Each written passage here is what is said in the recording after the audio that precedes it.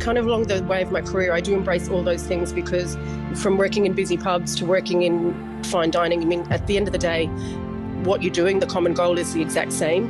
And it's interesting to get sort of across all of those different kind of settings. But yeah, I think at first I was like, wow, people in Australia are really laid back. This is the Deep in the Weeds podcast. I'm Anthony Huckstep. Some of the great restaurants are about a partnership. Someone who can lead the back of house team and someone who delivers the magic in the dining room to translate the experience for each guest. There are amazing duos all across the culinary landscape whose professional partnerships are greater than the sum of their parts. A partnership that helps create an experience that speaks of a city, town, or region to deliver amazing experiences for their clientele. Susan Whelan is the operations manager and co-owner of Young George Bar and Kitchen and Ethos Deli and Dining Room in Perth, WA. Susan, how are you going? Yeah, good, thanks. It's good to have you on the show. What's things like over there in Perth at the moment? Well, at the moment, we're going good. We're busy because, things are open after a couple of COVID scares. Weather-wise, it's pretty miserable and rainy for a Monday morning. We've had an incredible partnership over the last 2 decades with your establishments. What's been the key to yours and Melissa's partnership over this time? Oh, God. I think probably we're fairly lucky in the fact that we've kind of got two very distinct, although we work very well together, we've got two very distinct, departments. It is by chance when we met. She was a chef, and at the time I was working in hospitality.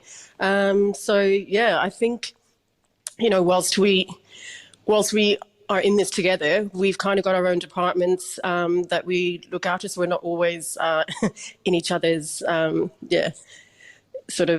crossing over, I guess. Take us back to the early days. When did you first get interested in a career in hospitality? Oh, well, this is a bit of a sliding doors kind of moment for me. I'm 42 now, so when I was 15, that was when I got my first kind of taste of hospitality. We do this thing, and I'm from Dublin, Ireland, and we do this thing called transition year before you go to do your leaving cert. It's kind of an optional year of school, a bit of a weird one because I'm not sure why I would have wanted to stay any longer. But it's supposed to be about development. And in that you've got to, do things like a bit of work experience and whatever else. So I had my work experience set up. I was going to a place down in County Cork called Photo Wildlife Park, and I was going to be a wildlife ranger. I was really excited about this. And then we got a call from the school one day and they said, nope, Susan's not going because we can't get the insurance to cover this kind of work experience. So, I guess they were kind of afraid it's going to get eaten by a lion or something. So my plan B was, I'll just stay home, Mum, that's fine. And she quickly got on the phone to my aunt who was working in a restaurant in Dublin in the city centre at the time called QV2. And she said, nope, you're not. You're going into work there. And I landed in there for 2 weeks in the kitchen. So 15 and in the kitchen. And I quickly worked out that I really disliked this. It was like standing there desegmenting like grapefruits, being given all the terrible jobs, obviously. The kitchen banter, I was 15, I was just like, whoa, what's going on? And I kind of couldn't get out of there quick enough. I was 2 weeks done. I was like, see you later. But my aunt was like, she called maybe a week later and said, do you want to come and do some bussing shifts front of house? So at the time I was like, that's a bit of spare cash, no problem, I'll go do that. So then I got my first job. It was on the weekends I used to bus tables. And in that restaurant, then I guess I rose up through the ranks. It was a lot of fun. Do you have any memories of fond moments from that period of time? Yeah, definitely. That like was just like, I was 15 when I started there, and then when the restaurant, when they did close down, I was 19, so I was there for a good few years, and it was like a family. Like the wait staff that were on the floor when I was that young, they're the ones that, taught me sequence of service and taught me how to do everything. But there was this one particular guy who worked there, and he was very charismatic. And he was sort of like, I guess he'd given himself the title of head waiter. And I remember one night, the owner and his wife and a couple came in for dinner, and there was a new waiter on the floor. And I guess it was kind of like a little bit of like initiation. So they were both called John, but newbie John was given the job of looking after the owner and wife and party. And unbeknownst to him, John, head waiter, had painstakingly that afternoon on his break gone and like cling wrapped the top of every single wine glass on the table. So as newbie John starts to pour the wine, he's in complete shock as to why the wine is like going all over the table. And I just, yeah, it was one of those funny moments that I can't believe, like in my venue, if it happened, I'm not really sure what my reaction would be. But on a piece of paper, the owner just wrote P45 fuckwit, and P45 back then meant like that's what you got when you were going to be fired. Obviously he didn't get fired, but that was a standout sort of like, I can't believe this is actually happening. What was it about the front of house experience and role that made you fall in love with it and start to build a career? I guess for me it was just there was such a good vibe. Being on the floor, engaging with customers, the banter, you'd have back of house with staff and everything. And I guess like when you kind of look at that, there must be something in everyone in hospitality who sticks in it for a long while that you must have sort of like this sort of keen to please, you know what I mean? Because it is that feedback when people say to you, well done, good job, thanks, we've had an amazing night. Like you get this sense of like you've done something really well, despite the fact that, we're not really saving lives or doing anything, high end like that. But you do get a sort of sense of satisfaction when people leave happy. What led you to come down under? So I met Melissa back in Dublin. Actually, that was pretty much through work as well. Someone who I'd met one night out having a drink. She needed a job. I said, come by. Then turns out that she was housemates with Melissa's best friend. And so that's kind of how we got together. But we were living in Dublin. We'd been there for 2 years at the time. Melissa's visa was coming to an end.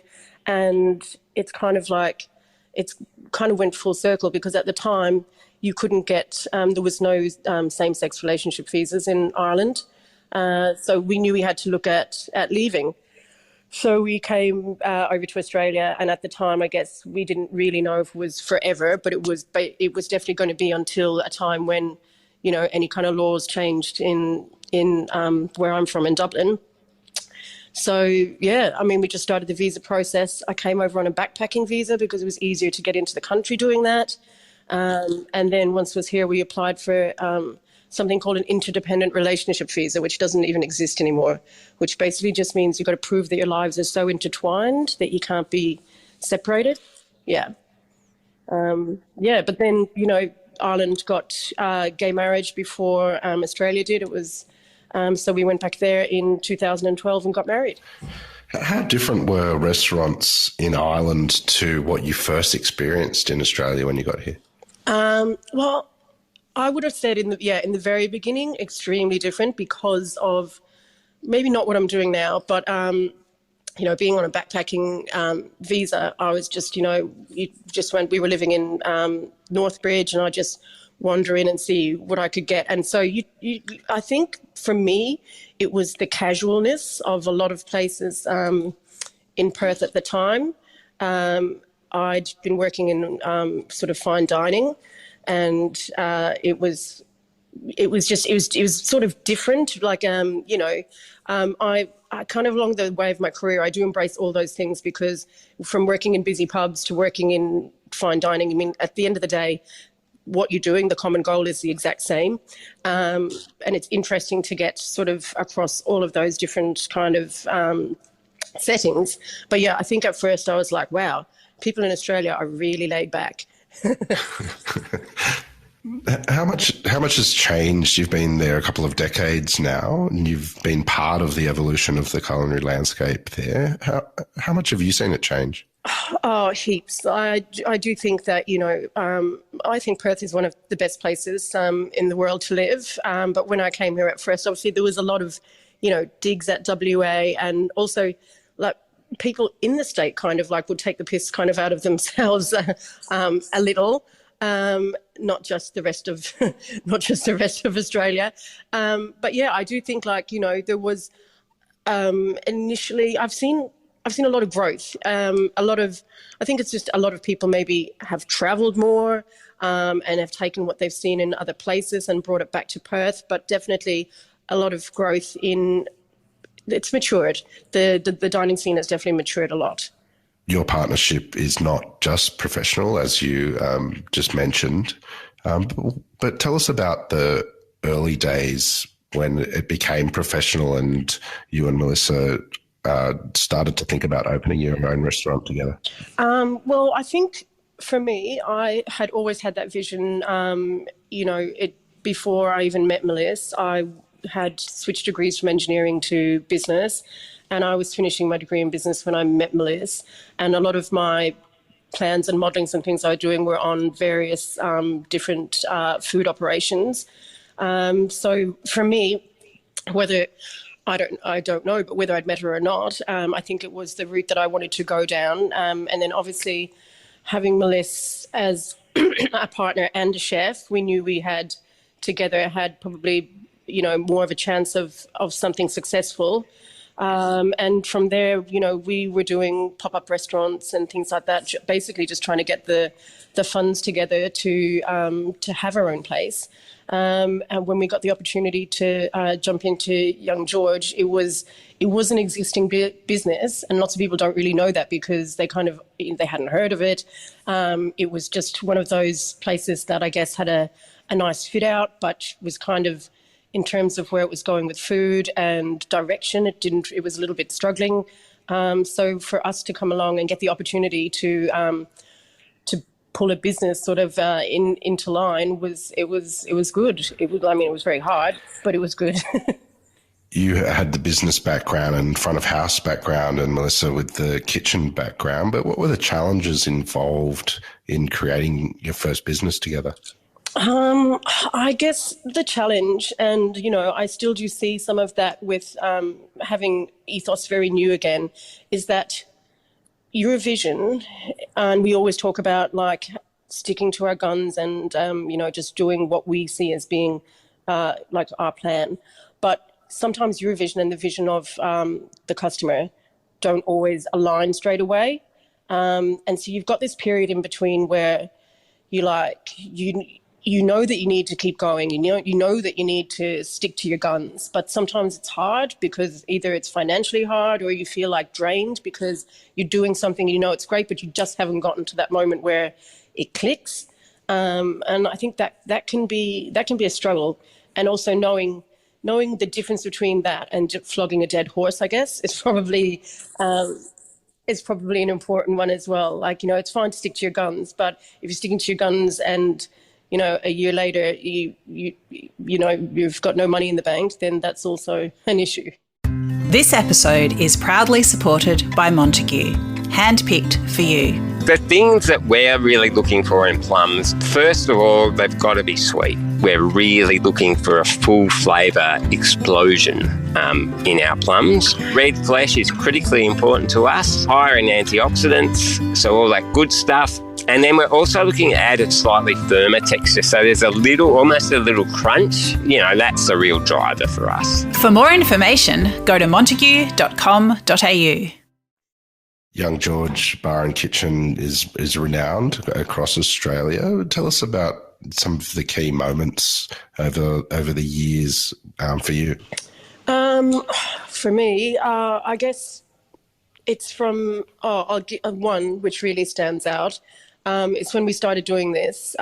We took over, and it was it had been doing pizza and some street food for a while. I think it'd been in operation for a year. So because we wanted to change the model, but we had like local clientele, we decided to keep this one night a week where we used the wood-fired oven, and we kept pizza on. It was a pizza deal. It was Tuesday. Tuesdays were fairly slow. We go, yeah, this is, no harm in doing this. At the time, I used to wait front of house with one other waiter. And this was, for us, the moment when, things turned. Like, everyone can have a busy night in hospitality, but this was like went from doing like 30 covers to doing like 120 or something in that night. And I just remember, like, there was nothing I could do. I just had to keep going. There was no one to call in. It was just myself and this other guy, Ollie, who is actually a legendary waiter. I was so glad that it was him and no one else. But we were just like, just keep moving, just keep moving, just keep moving. And by the end of it, I was just like, whoa, where did that come from? So that was just like, okay, next week, I think I'm going to have to put a couple of other people on the roster. So seeing the business grow from, not just smaller customers, but from like smaller numbers, but like repeat customers and people who, like, when they come in, they look for me, they look for Melissa. That's a really nice feeling. It's like a feeling of sort of home away from home, I guess. How different is young George now compared to way back then? Can you give us an idea of what's changed? My staff bill.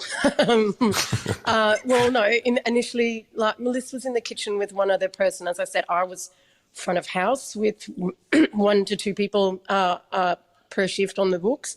And now she's got a kitchen team of 10, I think, and there's over 15 staff front of house, mainly casuals, but 3 managers as well. So it's gone from being something that, was just sort of, it's a beast. It's a beast. And even now, sometimes, we think, like, the thing that I enjoy about young George, I guess, is compared to Ethos, is like like knowing what to expect, because you've got years of figures to look back on and everything else. But even then, you can just get thrown a curveball. Like, yesterday was Sunday. We'd expected to do 150 covers for lunch, but then we ended up doing like almost double that. So yeah, so you can still be taken by surprise, and I guess that's the thing about hospitality, isn't it? Even when you think you're ready, sometimes you're not. Well, after almost 2 decades with an establishment and understanding that consistency, more recently you opened Ethos Deli and Dining Room. Tell us about the build up to that and the ethos behind it. Okay, well, with Ethos, as the name suggests, Melissa is 100% about sustainability in the kitchen, and we just wanted to sort of carry that through with sort of like a clearer message into our next venue.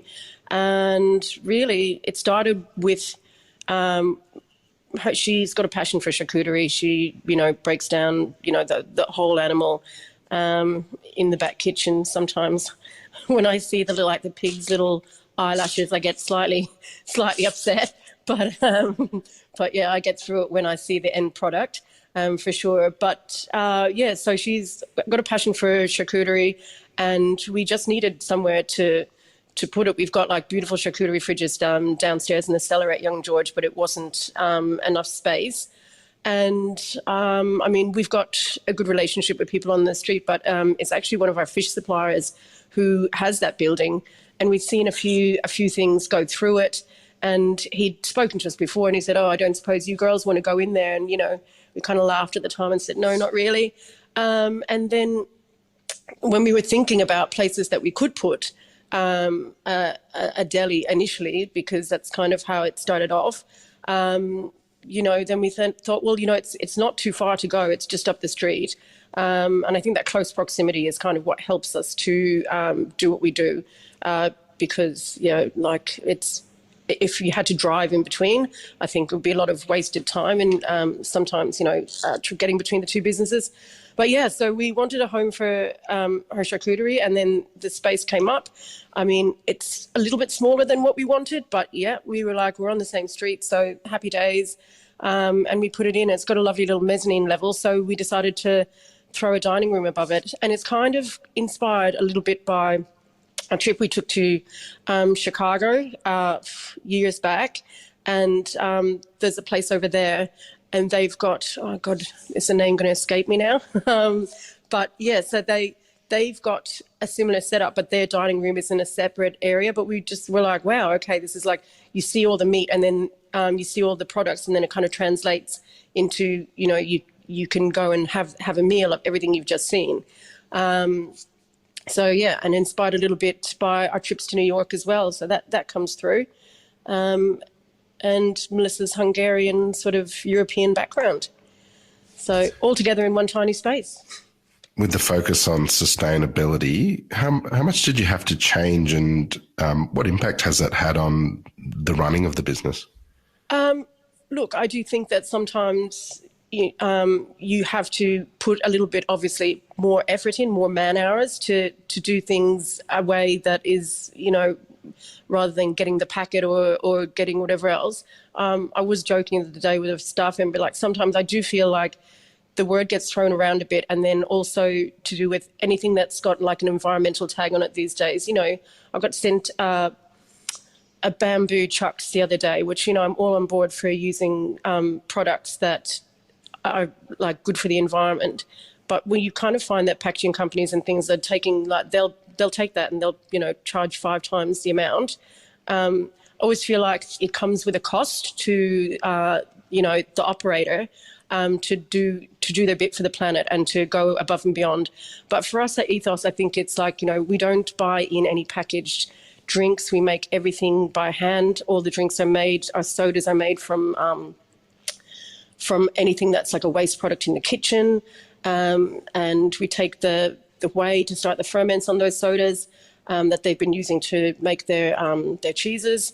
So all those things, it's just more about the man hours, I guess, that goes into it, which, you know, sometimes you could look at it and go, oh, well, you know, that's costing a bit. But at the end of the day, it's sort of, it's what I was talking about earlier. It's sticking to your vision and sticking to what you want to get across and what you want to send out into the market. How important is local produce to what you do now? Oh, extremely important. You know, Melissa deals directly with a lot of veg growers and suppliers. Our mushrooms come from an amazing grower called the Mushroom Guys that are just like, they're literally like suburban based, and they grow things pretty much in like a sea container. But yeah, those relationships are really important. I guess it's important for even for the staff to see, you know, where all the produce is coming from. And yeah, it's just like, it's that network, isn't it? It's just, you know, the knowing what's on the plate, where it came from, having that chat with the customer, making the customer aware. It all works kind of in a cycle together, really. With this focus in the kitchen, what sort of impact does that have across the venues for you for the wine program? So in terms of Ethos, we decided if we were going to, you know, have that focus in the kitchen of being sustainable, then that we would carry that through with the wine list. We only buy, so just up at Ethos, our wine list is just WA focused only. And also in picking wine that's from WA, I didn't really want to just, you know, go straight to Margaret River and then just have a list full of Chardonnay and Cabernet. So you've got to seek out different varietals in different areas, but also need to make sure that the who we are working with, that they have got like a similar, you know, focus on sustainability. So minimal intervention, a lot of organics, but, you know, I still will put wines on the list if they're not certified organic. Obviously, that's a cost to the producer that some people haven't really just got there yet. So yeah, we try to, the list is sort of focused on as many varietals from WA with a focus on sustainability. The last year and a half has impacted so many, and you've opened a new venue during this time. What sort of impact has it had on you? Has it changed you? Oh, well, that year of COVID, you know, in some ways, you know, and I feel in some ways lucky, obviously, that we were in WA. So I don't really ever want to complain too much. Like, my family's in Dublin and they're still pretty much, their lives are so restricted. And obviously the rest of the country, you've been in and out of lockdown so many times. But that year, in a way, it's kind of like you almost want to block it out and not really think about it. I still remember the 22nd of March, the day that we got shut down, and just thinking, oh my God, like, you just, at that moment in time, it just felt like everything was being taken from, like, under you, because you had maybe an evening of like crying and then sort of snap out of it. We need to sort something out and we need to get a plan together. And we did. But the only thing I would say is that, we were 2 weeks away from opening Ethos, and that was pretty rough, I guess, we thought at the time. But if we had been open, I think it would have been a lot harder. So we were able to put that business on ice. But, COVID is definitely, personally, I wouldn't want to go through it again. But the reality is that, until everyone is vaccinated, we may have to. So I think what it has made me do is not, like, you can't fear what's going to happen anyway. So you just kind of have to sometimes roll with the punches a little bit more. That's probably it. You've been part of the Perth dining landscape for a couple of decades now. What do you love about what you do? I love the buzz. I love the buzz of service. I love being active in the business. I couldn't imagine having Ethos and having young George and sort of going, right, that's it, I'm going to put a couple of managers in place, just show me the figures every week. I love being a part of what we do. And I like, the team.